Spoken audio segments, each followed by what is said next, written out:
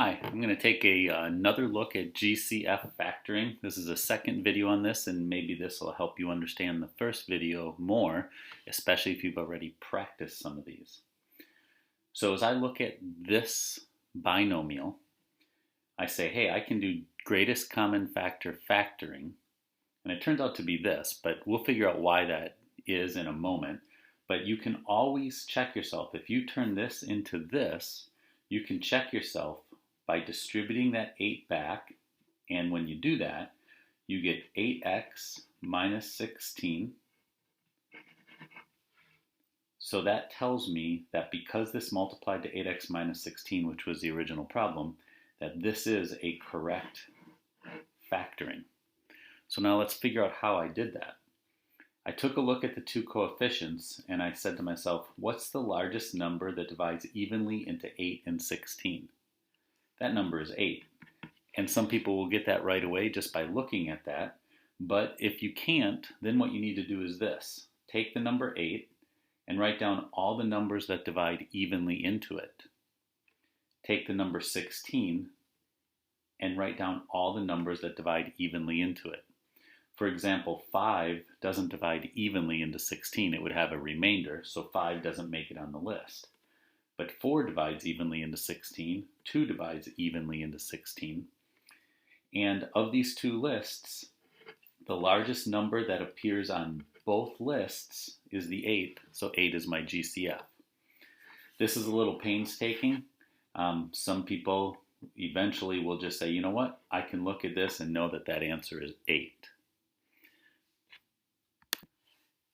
I have a very similar problem here, but now I put 3 terms in here, but you would still say, what's the largest number that divides evenly into 8, 16, and 32?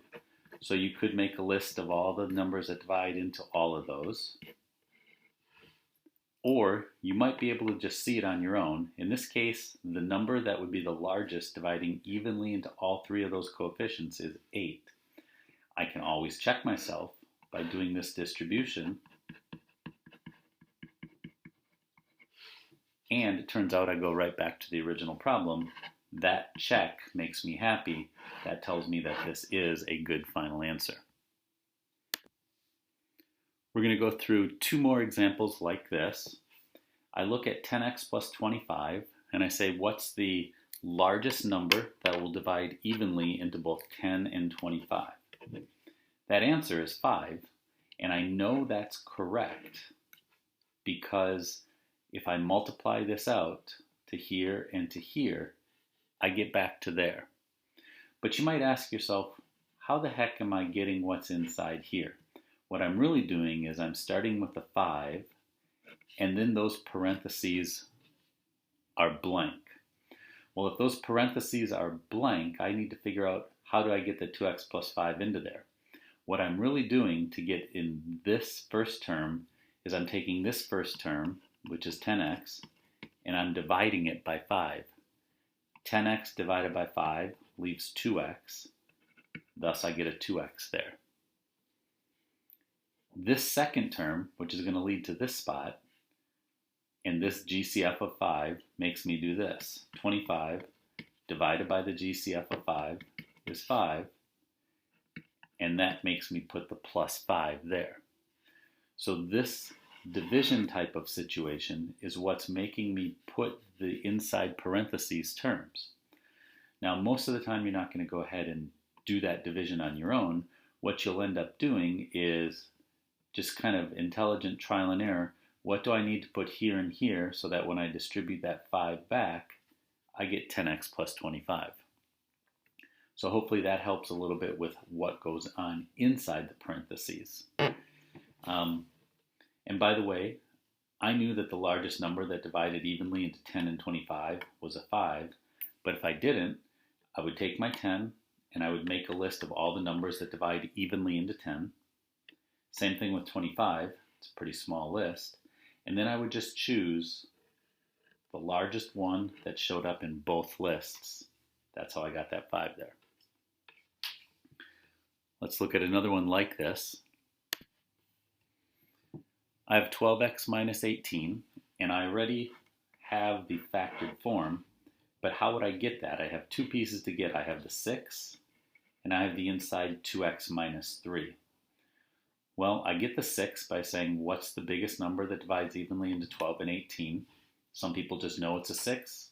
Other people should write out all the numbers that would divide evenly into those two and choose the biggest number that matches from both lists. That's how I get the 6. Now I need the inside. So technically at this point I would have 6 and then I would have blank parentheses. But what goes in there is my 12x divided by my GCF. What goes in here is my 18 divided by my GCF. So this ends up being the 2x, and 18 divided by 6 is 3. Once again, most people aren't going to take the time to write that out, but you certainly can. The bottom line is, if I distribute the 6 back in to both of those, do I end up back there? And I do.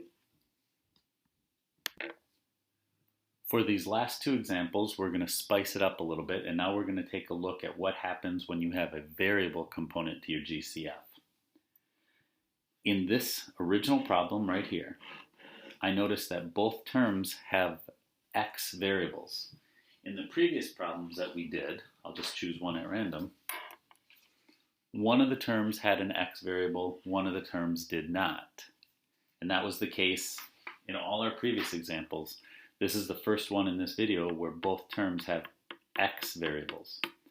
If both terms have the same variable and they have exponents, then I will just choose the exponent that's the smallest to be the GCF. So x to the second, x to the sixth, I choose x to the second. Now what I put on the inside, in this case x to the fourth minus 1, has to work so that if I distribute the x squared to both of those terms, then I wind up back there. So really what I have in my head at first is what goes here and what goes here. I can probably reason it out so that the distribution works. But if I can't reason it out, then I use the same technique I did before. The thing that goes there is this term divided by the GCF. The thing that goes there is this term divided by the GCF.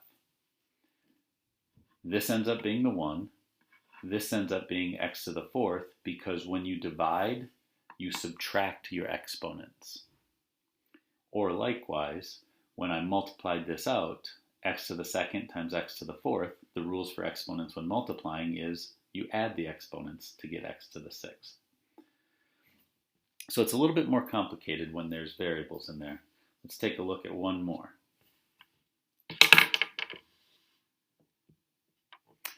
All right, so now in this case, both terms have a variable, so I'm going to choose the smallest variable. That means I choose both terms have a variable, so that means I'm going to choose the smallest exponent. Okay, but I also have a coefficient of 8 and 10. What's the largest number that divides evenly into 8 and 10? If you don't know it offhand, write down all the numbers that divide into 8, all the numbers that divide into 10. It just so happens that 2 is the largest one from both of those lists. So I'll put a 2 down there. Now I need something inside there. What I put inside there, I can get by just dreaming about what do I need to distribute to make this go back to there. Or better yet, maybe better yet, I don't know, that's up to you. I can say this term, 8x to the 7th, divided by the GCF, which is 2x to the 4th. For this one, the 10x to the 4th term, divided by the 2x to the 4th term. And if I'm good with my division, 8 divided by 2 is 4. X to the 7th divided by x to the 4th is x to the 3rd. 10 divided by 2 is 5. X to the 4th divided by x to the 4th is 1, or x to the 0. So I'm going to leave it just like that, but I can check myself. If I distribute out, 2 times 4 is 8, x to the 7th, because I would add those two exponents when I did that multiplying. then when I multiply the 2x to the fourth times the 5, I would get a minus 10x to the fourth. This makes me happy because ooh, you're not being able to see that. Sorry. When I did these two multiplyings, I got that. That made me happy because that was the original problem. So what I'm saying on this problem is distribute that thing out. If I end up back here, that means I've done a good job on my GCF. I hope this helped for a review or a first time learning.